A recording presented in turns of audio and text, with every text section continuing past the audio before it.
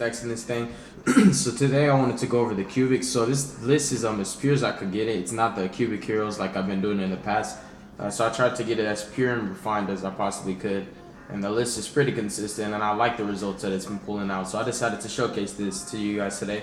And for those of you guys who are cubic fans, and of course if you saw the movie, you know, when you saw the cubics in action, everybody thought the deck would be so insane, and then, you know, come to find out it's not really how it was in the movie. But for those of you guys who are fans because you saw it in the movie, this is for you. So we're gonna go ahead and start off with the main win condition. 3 cubic Crimson over the Dark Cubic Lord. So this guy is pretty much like your High Priestess, you can say, the Spellbook Prophecies, but just way more insane. He's it's so hard to explain, but he's just a really strong card for so many different reasons. He can attack twice, he does a lot of damage, he can burn you for 3,000, he's unaffected by activated effects, and he also can spam himself to make rank 10s, and he's a 3,000 body, and he's a free summon. So there's just so many good things about him. Like, he's just the best monster in the deck. And then the next best monster is definitely going to be Yugioh. So pretty much, like, he just cycles you through your resources, you know, gets all your plays popping. For example, you could send like a unification, you can send a wave, or you could send a karma, and any of those can help you out in different situations. You know, karma can search out your lord. You can send unification, so when he leaves, his body will float into another one of him, and then I can dump another unification. You know, just spam your Duzas. It's just so crazy. This guy can do a lot for the deck. He's really clutch, and just being able to normal summon him, it's so important. And of course, 3 copies of Yugioh. This guy's just insane. You have to play Yugioh. He's the cubic seed, man. You just, everything revolves around him. The karma, everything, like the synergy, all the plays, like they synergize around Yugioh. And then the lords, of course. And then moving on with the kings, 3 Yugioh Gaia. This guy is my favorite because he's free summon, and it's easy to pull off his effect. All you have to do is just battle. And funny thing is, if he battles, you know, even though he's a little guy, he'll still get his effect off, so it's cool. So I really like him. You know, he'll bring out 2 Yugiohs, get a search.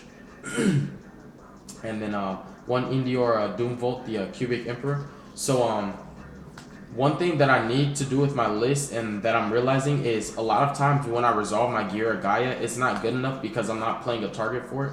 So one thing I'm gonna probably end up doing is cut one of my Yugioh Gaias for a Vulcan Dragme, just so I can have a search off of it, just to be able to, you know, get some kind of profit out of it. So that's one thing that I want to do with the list. That's why I have this guy here to present to you. That in the future I'm gonna need to incorporate him in my list, because through sophisticated playtesting, too many times resolving Yugioh Gaia, I just getting that search really matters, because getting 2 Vjoms off just wasn't good enough for me. So yeah, definitely gonna play his target. And then Indior Doomvolt, this guy's just so insane. Resolving him, you just get game, bro, straight up and down. And Buster Gundale, same thing. These guys are just clutch. They do a lot of damage, especially him. He's at 3,000. He can attack 3 times. But when they're sent to the graveyard, you can target 3 different cubic monsters in the grave, special summon them, and add a cubic card from your graveyard or your deck to your hand. And what you want to do is just Daigusto Emerald these back into your deck and just keep resolving their effects. Or, you know, you can also Daigusto Emerald them and then special summon them from your deck off of your unification, which most of the times I do use the unification for one of these. So like I use 1 unification on a Duza, and then on the Duza that I got the unification, dump another unification. Then off that one, when the Duza leaves, summon one of these guys. So it's really cool how you can just pretty much tag out in a way like Ritual Beast, you can say, or Gladiator Beast. And 2 Elemental Hero Prismas. So I had to cut on this guy. It was just for the list specifically. But he's here because he's still another cubic name. You can normal summon him and then, you know, send your Crimson Nova, and then you can use your Yugioh Gaia, or you can use your big guys to send him to the graveyard for the effects to summon them. So he really does help in that sense. And then also 2 Summoner Monks. This guy either helps you combo off a Duza, or if you need to get Elemental or Prisma if you're trying to summon your Crimson Nova. So just he's really clutch for so many different reasons, and he does help you spam rank 4s, so he's important. And moving forward to 2 Fire Hands. So the reason why I'm playing hands in this deck is because I wanted valuable normal summons. As you guys know, cubics do have a problem with basically not having a strong field presence because they brick a lot. So what I wanted to do is play the cubics that were easiest to resolve. As you can see, I'm trying to make cubics as easy to play as possible. You feel me? I want them to actually be able to do what they need to do. Like, I want them to put in work. I don't want them to lose because they lose themselves naturally. They lose because they brick. So I'm playing the hands, you know, the Summoner Monks, the Prismas, because they're just basically, aside from Yugioh and your Vjohm, the Cubic Seed, you have no other monsters that you would have been able to normal summon. And your Crimson Nova, you know, he can special summon himself, but basically you'd be relying on those 9 monsters, and then if you don't have either of those 9, you would never be able to have a field presence. So having cards like Prisma just gives you monsters you can normal summon to combo off with your cubics or for your fusion plays. Same thing with Summoner Monk, combo off with your rank 4 plays, facilitate different combos, and he helps you with your fusions. He helps you set up your cubic plays. He's really clutch. And then of course with the hands, Fire Hand. So I like these because these help me just snipe problem cards, and they also just let me float so I can keep bodies on the field. Because I keep the Duja and the Unification in rotation. And then moving forward, of course, 2 Ice Hand in tandem with the 2 Fire Hands. I didn't want to play 3 of either because I don't want to draw too many of either. Like, for example, if you draw like 2 Ice Hands and 1 Fire Hand, or 2 Fire Hand and 1 Ice, or either one of both, it's just not good. I'd just rather just draw 1 and then just keep special summoning them that way. So yeah, it just works perfect just with the 2 and 2. And yeah, it's not really like mainly focused on hands. I'm trying to make it as pure as possible. So you can say like the hands are basically like the tech cards, because in a sense, Summoner Monk and Elemental Hero Prisma are part of the cubic list. So they're still basically standard for cubics. So like the hands are kind of like the only text that I'm running. Everything else is pretty much pure. And the 2 King of the Swamp to either search out the polymerizations, or you can just use him for the substitute so you can fuse for your Crimson Nova. And then also I'm playing 1 Black Sheep. Now this is another secret tech aside from the hands, and you'll see it in the extra deck. Of course, I'll show you guys the combo at the end of the deck profile too. This is a really awesome cubic deck, you guys. I really think this is the best one that I can come up with. I'm not saying that it's the best one in the world. There might be somebody with the better cubic list, but I definitely think this one is a winner. As far as, you know, it's a competitive deck, you feel me? I'm not going to say it's the best in the world, like I said, but it's definitely able to compete in regionals. You can take this deck somewhere, man. I'm telling you. Trust and believe. I wouldn't just build a deck in, you know, first of all, I don't think you can build garbage, but I wouldn't just build a deck and say it's good if it's not good, you feel me? But 3 Fusing Conscription. This is very important because it searches out your Nova, and just, again, it gets you straight to him. In a sense, part of this deck is derived to just getting straight to him, but at the same time, half of it is focused on like just synergizing your plays and maintaining your field presence and trying to keep your hand filled at the same time. So in a way, it's resource management, but at the same time, you're digging for stuff all the time, because there's certain plays you're trying to make every single game. So yeah, 3 Fusion Conscription. Even though you can only activate it once per turn, you want to see it in your opening hand. Once you resolve 1, you should be fine because you have Prisma in rotation, you have Duja. So like if you have like a Prisma and this, and like for example like a Duja, right? You can normal summon, or like let's say you have like you're able to have like a Karma, right? So you can use your Karma to search out your Lord, use this to search out your Lord. Then you can normal summon your Prisma, and then bam, you have your fusion right there. Or, you know, if you can use Duja to dump the Karma. So there's different ways. So in a way, it's basically like you have a 3-card combo where you can go into him. And it's with either Fusion Conscription and the King of the Swamps, the Summoner Monk, the Prisma, and the Duja. So those are all the combo pieces for the Nova. And of course the Nova itself. Well, also, so it's also the Karmas. So you have these 3, so you have the 3 Fusion Conscriptions, you have the 3 Dujas, you have the 3 Lords, you have the 2 King of the Swamps, you also have the 2 Summoner Monks, you have the 2 Elemental Prismas, and you have the 3 Cubic Karmas. So those are all your combo pieces to get into your Nova. And also including the Foolish Burial Goods. This is the most important spell of the deck, honestly, because it does what Duja does, but without a normal summon, so it's even better. You just play this, dump your Karma, search him out, or even search out your Duja. So it just helps you to get to your field presence even faster. So I just really like it. It's a clutch card. I would definitely maximize it out on 3. So even this, so basically like you have the 3, the 6, the 9, the 12, the 15, the 17, the 19, the 21, the 24, 25 ways to get into him. So all you need to do is draw 3 of those 25 ways in your opening hand, and you can summon him first turn. So in a way, this is cute Crimson Nova Turbo, but it does so much more than just summon him. Like if your opponent outs him, this deck can still function without him. That's what I like about it. So in a way, it doesn't have that weakness anymore, because the Turbo version of this guy, it was pretty much like go hard or go home, and if you stop him, that's it. And of course, we're playing 3 Cubic Karma. I finally, you know, just got the 3rd, because remember I was lazy and I was playing 2. And in tandem with that, we're playing 3 Twin Twisters. This is just so important. You have to play this, because this deck is an OTK based deck. Most of the time when you're going second, you're able to just kill your opponent pretty simply. All you need to do is just out the back row. And if your opponent has a monster that, you know, is, you know, basically like a huge beater that this guy can't get over. You can search out your cubic wave, have that monster's attack, put him at 6,000. If that's not enough, you can have another one and put him at 12,000. Then you can attack twice for 12,000 and burn for 3,000. So long as the Twin Twisters keep the back row out the way, you feel me? You pretty much, like, you've got the combo resolved. Like, it's going to be an OTK. So that's my reason for playing 3 Twin Twisters. In addition to that, you can also play Twin Twisters when you resolve it, pitching your cubic karma, your cubic wave, or your unification of the crimson, unification of the cubic lords, or even your Vijong. So it's just so many different ways where the Twin Twisters just comes up with the clutch. That's why I main 3. I don't care about the True Dracos and all that. Honestly, I'm gonna play Twin Twisters before I even have cards for them to pop anyways. So yeah, it's just such a great card. Even if you're not trying to blow up back row, again, just to set up your own combos, to set up your own plays. If you don't have Yugioh, this is another way to dump your stuff in the grave. Because the cubic spells and traps are amazing in grave. They have such great effects in the grave. Moving forward to a 2 cubic wave, this bricks, so you don't want to play that 3. Even if you are playing the pure list, because understand, if you draw 2 of these, it's going to be very, very hard for you to play. Because this deck, basically, like, you're going to have to draw 4 specific cards every single turn. And it's going to have to be, like, a way to get to your Yugioh and a way to get to your lore. So it's like, if you have 2 cards that are the same, then you have only basically 3 of those cards have to be a combo piece. So it's very important that you just play 2 of this. I understand the logic where, you know, you can pretty much put this guy at 24,000, but understand 24,000 is more than, that's too much. You know, 12,000 is more than enough. Even resolving 1, putting him at 6,000, that's more than enough, because he can attack for 6,000.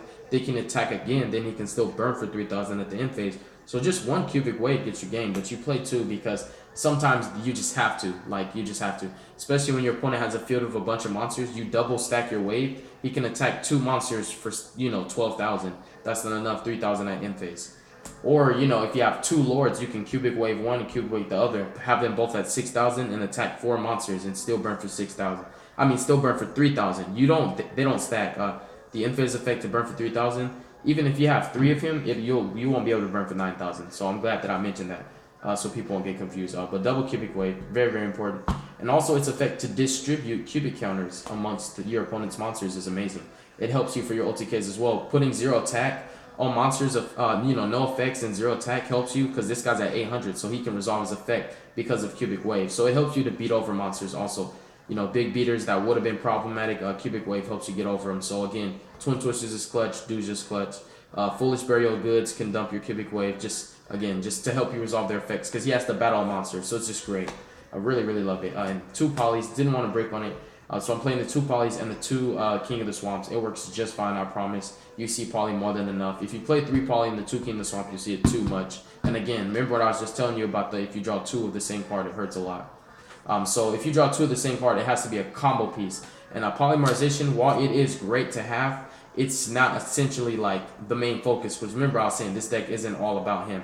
So that's why this is at 2, and stuff like Karma and Fusion Conscription and Foolish Burial Goods at 3, because they're more versatile. They don't just get you to him, they get you to your cubic monsters, they get you your cubic spells and traps and stuff like that. Whereas this only works if you have 3 copies of the lore. So you definitely just want to play 2 of it. Again, you just want this deck to be as consistent as possible. 1 fusion sub and 1 instant fusion to sum up the spells. And for traps, I'm only playing 2, and I wish I was playing 3 of this. This is another card. So we have cards that we could have been playing in the deck. But in the future, I'm definitely going to play 3 copies of Unification and 1 Vulcan. Because in testing 2 Unifications, even though I resolve them like crazy. So like this is like a main engine of the deck. And when you resolve 2, you're always missing the 3rd. And I don't really care about the chance of bricking on it. It's just like I have to play 3 now because it's just never enough. Like the 2, it gets you far, but then like you're always going to be missing the 3rd. So I would definitely bump that. And then going on to the extra deck. So I'll actually play 2 Crimson Nova. The reason why you play 2, even though you can only play 1, you can only make 1, is because of the True King Earth guy. He can only banish, you know, 3 cards, but with different names. So he banishes 1 of these guys, you still have 1 for your plays, if you understand my logic. So that's why you play 2. You never play 3, that's just stupid. Norden. And then the rank 10s, because Nova himself is a level 10, and you can summon 2 of him, overlay them for a rank 10 instead of taking 3,000 damage during the end phase. And you can still do burn damage to your opponent. So these guys save your life and kill your opponent at the same time. Great cards. Double Emerald. Double Trident. So this is where more spice comes in. So you know what? I feel stupid. So in a way, I kind of sound like I contradicted myself by saying this is pure cubics because I'm playing Zodiacs in the extra deck. And I also have, you know, a small Zodiac combo in the form of one Fusion Substitute and one Lunar Light Black Sheep in the main deck. But the reason why I'm playing the Zodiacs in the extra deck is because I want to be able to play on my opponent's turn. Cubics can't do that, so I'm playing also in tandem with that Chakanine and Bravo, because Bravo searches the Lunar Light and Chakanine makes the Fusion Sub possible with, you know, just the one XYZ. And I'm also playing a Hammer Kong because if you already resolved your Fusion Sub Com, you can use your Chakanine to special summon any other Zodiac from your grave, stack Hammer Kong on that, and then stack Dryden on the other one. Then you have Dryden and Hammer Kong to protect yourself. So it's really cool. And then also, we play Carrot Gorgon and Silent Honor Arc. So yeah, that was some of the extra deck. And yeah, I know the it's a small portion of it is Zodiacs. But the Zodiacs really help, and also just giving you instant access to Emerald is great because this deck really needs that late game synergy. And I'm going to show you guys the quick combo. It's a simple combo. It's really just a 2-card combo. It's Summoner Monk in any spell. And then I'm just going to finish the deck profile because I got a bunch of other stuff to show you guys. So let's say, for example, you have like a Cubic Wave. Let's just say, for example, right? So this is in the deck profile. So we're going to normal summon Summoner Monk. Use this effect. Pitch the Cubic Wave. You're going to special summon your Yugioh from your deck. Use his effect. You can dump your Karma or your Unification. For this one, I'm going to dump Karma. Of course, using its effect, banish it. Search anything depending on your hand. Naturally, you know, I would probably search either a Lord or I would probably search, you know, like a Vijam because Vijam is clutch to have in your hand. So for sake of the example, we're going to search out the Lord, right? Then you're going to go ahead and overlay those two. And again, it's a simple 2-card combo into Bravo. You're going to detach for his effect, detaching the Yugioh. Search out your Black Sheep, pitch it. Add your Fusion Sub. Then on top of your Bravo, you're going to go ahead and do Chakanine. Then detaching Chakanine. Special.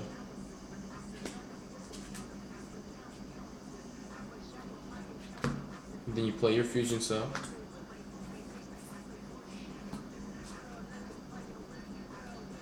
Special summon your Norden. Using your Norden's effect. Doesn't really matter what you summon. You can summon the Summoner Monk. Since you want to put back the Yugioh in your deck. And then go ahead and overlay into your Daigosu Emerald. Detach. So of course you're going to recycle your Bravo. You're probably going to recycle your Yugioh, your Chakanine, right? So put those guys back, put that guy back, draw your card, then Fusion Sub, bam, draw your card. So it's a 2-card combo that doesn't get you a plus, but the 2 cards pay for themselves. And you don't have to go into Daigosu Emerald. You can actually go into your Dryden off of that. And somebody had told me something funny about the ruling. I'm not sure about the Chakanine, but I have to know for sure for this combo because I just came up with this. But somebody told me like Chakanine doesn't work if you don't already have a Zodiac XYZ in your graveyard. So what I say to that is you probably want to what's it called? Put a Tiger Mortar in the extra deck, you feel me?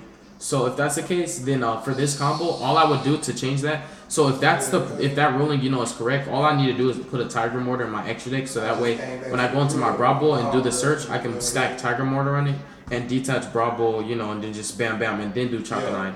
But either way, that's the combo.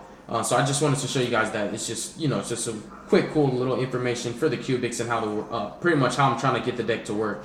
If you guys see where I'm trying to go with the idea, hopefully you guys understand what I'm trying to do with the cubics, and I'm trying to take it pretty far. God bless you guys. Thank you so much for watching the video. Be safe, make good choices, don't hurt your brain cells, and we'll be hearing from you soon. Peace. Oops.